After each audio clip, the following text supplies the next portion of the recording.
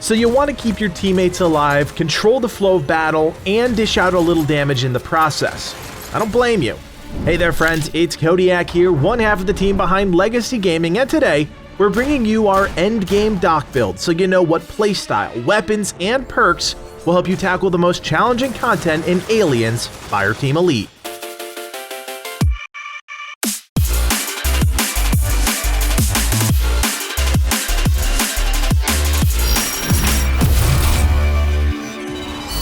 I'm gonna give it to you straight. Livid and I both don't like the dock. In our eyes, it's the one class in the game that just doesn't quite mesh with the rest of the Fireteam loadouts. That being said, we see you guys in the comments asking for this build, so we said screw our petty squabbles and got to work crafting this perfect endgame dock loadout.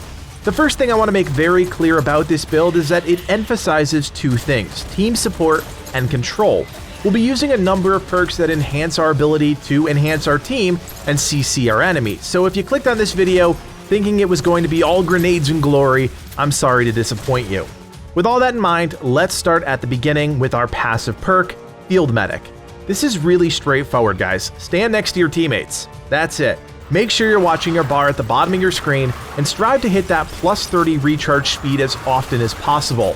The more allies nearby, the faster you can use combat stims, and that's the goal. The other thing you have to consider is medkit use. I won't lie, this is a bit of a dance and not my favorite integration within the game. The bottom line is when a dock is on a team, they should be the only ones picking up medkits out on the field. Every time you pick up a medkit, you restore some of the charge in your trauma station. That's the only way to keep the energy levels up, which makes it essential for the dock's kit. If the energy levels reach 0, the station goes away, and that helps no one. In this particular build, we're actually going to augment the trauma station using a perk, turning it into a suppression station. This will slow down and reduce the damage of any enemies caught in the radius. We'll talk about more perks in just a little bit, but the bottom line for now is this: use the trauma station to heal allies, sure, but more importantly, use it on hard points to control the flow of enemies in a given area. The final piece of the puzzle is combat stims, and let's be honest, this is probably the most valuable thing the dock brings to the table. Without any enhancements, this increases your team's accuracy and stability by 50%, stamina regen by 30%, and movement speed by 15%. It's a solid buff, and while it doesn't match up to something like Overclock, it makes a noticeable difference when active. This is the start of the build, but to get a better understanding of where we go from here, we have to talk about the weapons. Armed with a rifle and handgun, the dock is perfectly capable of killing a few Xenos. If you watched any of our other build guide videos, you probably know where we're going to go with the rifle slot, the Twilight. This DMR is just hands down one of the best weapons in the game, capable of dealing incredible baseline and weak point damage. When under the effect of combat stims, this thing caps out at 100 accuracy and stability, making it a true laser. In terms of attachments, I'm keeping things the same as in our other builds. Using the extended flash hider, the armor-piercing rounds, and the digital scope, I'm able to do insanely high damage to elites while still not sacrificing my third-person sight picture. You may be wondering when you bust out the Twilight in combat, and simply put, whenever enemies are far away or you're just under the effects of combat stims and overclock trying to kill an elite. That insanely high weak point damage makes this weapon one of the most efficient in the game for taking down priority targets, which is why it's an absolute staple of the build. When it comes to the other slot, the handgun, I'll be honest, Livid and I are pretty split here.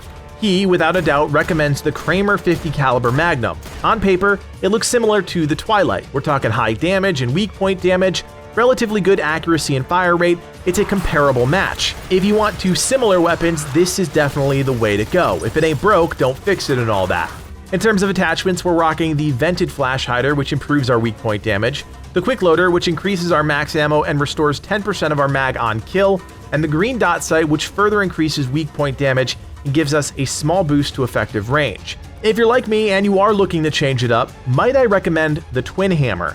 This is a gun I initially despised, but once I learned to embrace its nature, I realized how powerful this hand cannon truly was. To tap into the true potential of this weapon, we have to enhance the things that hold it back. That's why for attachments, I recommend the flash hider, which increases our fire rate by 5% on hit, the rapid release mag, which increases our reload speed by 50% when the magazine is empty, and the hybrid sight, which increases accuracy and weak point damage.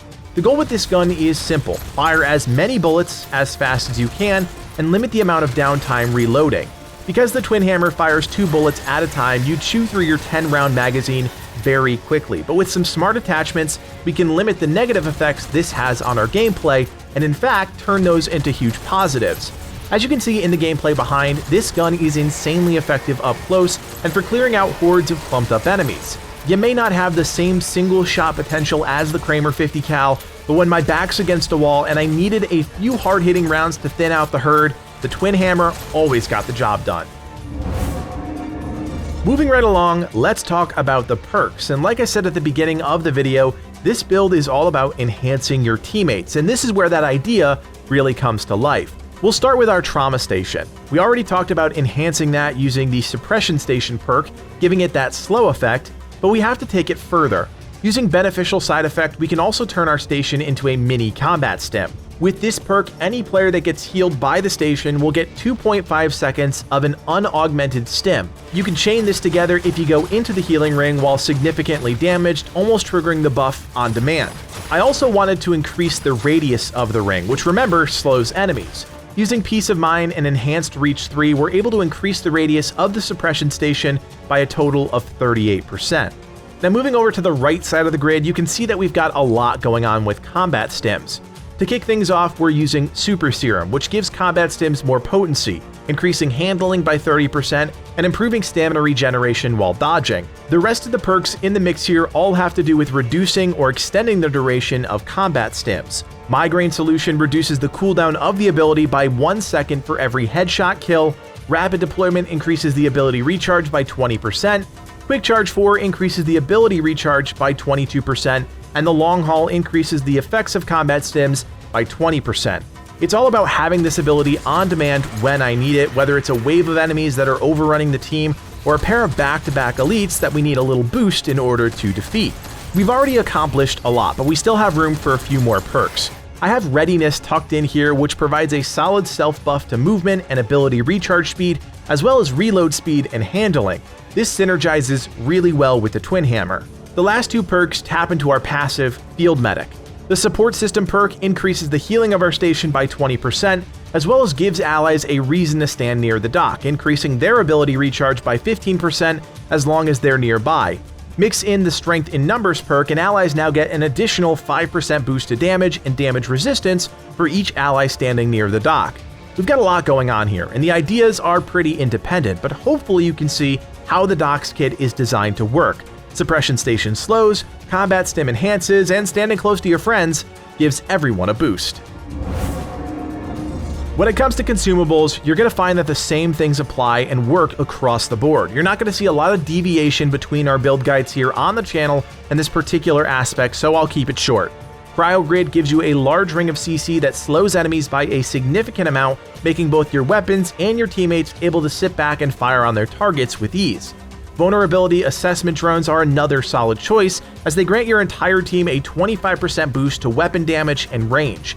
In our opinion, everything else just falls a bit flat.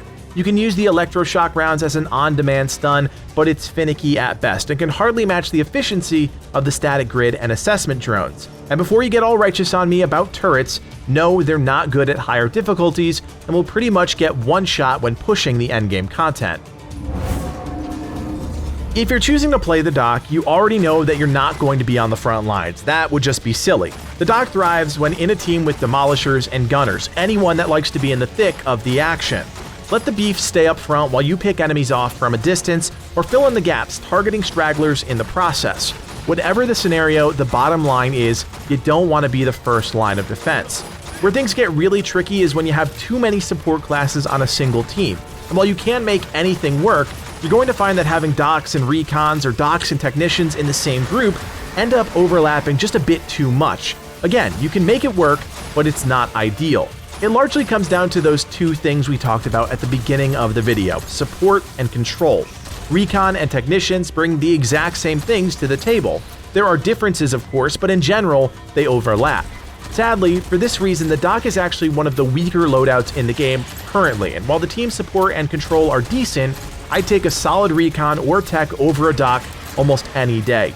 Even with our build fully fleshed out and with everything working as intended, the dock is just missing something. It's nothing a few tweaks from the devs couldn't fix, but the finicky medkit mechanic paired with some lackluster abilities, and we're left putting a square peg in a round hole. Nonetheless, if you're adamant that playing the dock is what you want to do, use the build, stand your ground, heal the heck out of your teammates, and go kick some Xeno tail.